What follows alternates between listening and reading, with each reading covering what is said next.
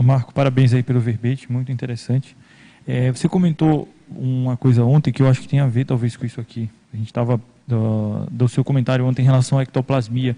Você fez uma gradação assim, né, da ectoplasmia do ectoplasta um pouco mais primário e aquela ectoplasmia abnegada, que seria um processo de ectoplasmia um pouco diferente assim. Eu acho que tem relação aqui com isso aqui. Eu queria que você comentasse isso. Não sei se você lembra aquela questão da ectoplasmia mais invasiva, né, e a relação com isso com o processo de liderança, como é que seria, e a relação com esse processo aqui, que eu acho que tem a ver. Sim. O que a gente tinha comentado é que muitas vezes a autoconsciencioterapia relativa à consciência ectoplasta, muitas vezes ela é muito assentada na condição mais da emoção. Existe um tipo de ectoplastia mais primária, mais primitiva, que tem a ver, inclusive, com essas relações e reações viscerais da consciência, muito promovido, por exemplo, a mobilização da vontade pela energia, pelo emocionalismo e tudo mais, em que a pessoa ectoplasta, ela tem uma capacidade de mobilização de energia, mas pela própria autopensenidade dela, mais tendente a promover ingerência sobre os outros, a invadir. É aquele ectoplasta mais desorganizado, que a gente trabalha tanto aqui para o ectoplasta se organizar nos sentimentos, nos pensamentos e na própria energia. O ectoplasta, quando ele é emocional, quando ele é desorganizado, ele acaba usando a própria emocionalidade como um mobilizador da vontade. Sabe, tem um monte de emoções que são mobilizadoras da vontade. Uma delas é a raiva. Não estou falando da agressividade cosmoética, mas quando a pessoa ainda tem uma agressividade ainda hostil. A pessoa pode promover. Isso é muito ruim para a pessoa, porque o processo de sociedade e para entrosamento com consciências no mesmo padrão, mais assediadoras, isso fica pior. E isso ocorre mais a partir da habilidade da pessoa em fazer ingerência, em ser mobilizador e tudo mais.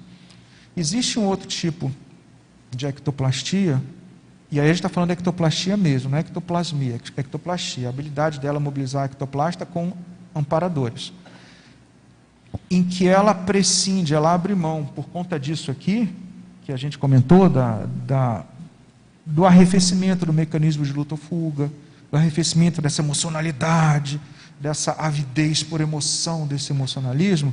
Ela abre mão disso, ela começa a usar mais o córtex frontal, ela começa a usar mais a racionalidade, embora o córtex frontal tenha que ser...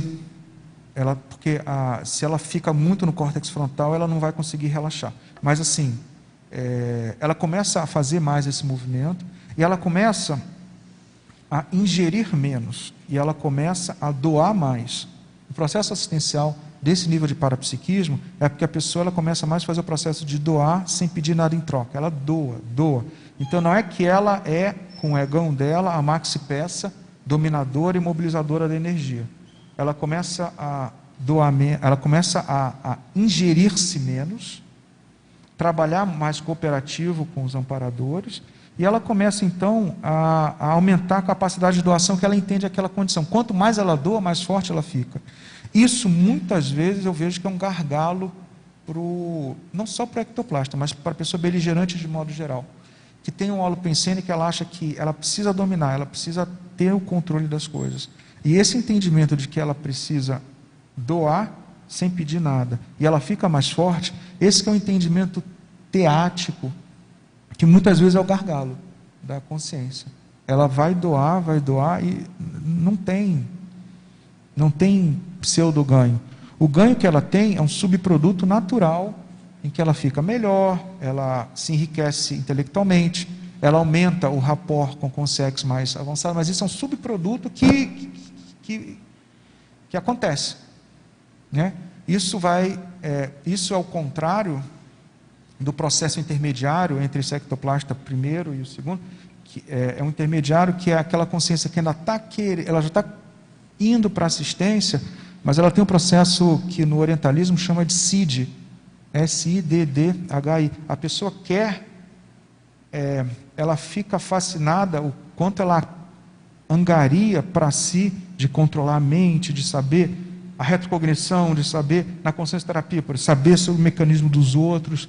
Se ela fica muito fixada no que ela ganha na interassistência, e ela fica muito, ela entra num processo de narcísico mesmo, em que ela acaba indo para uma pseudo-superioridade, que isso vai contra ela, isso acaba gerando um teto de autocompetência para ela mesma. Então, o processo realmente é ela entender todos esses ganhos que acontecem naturalmente, quando ela está assistindo, como subprodutos naturais, mas que não é o elemento principal para ela.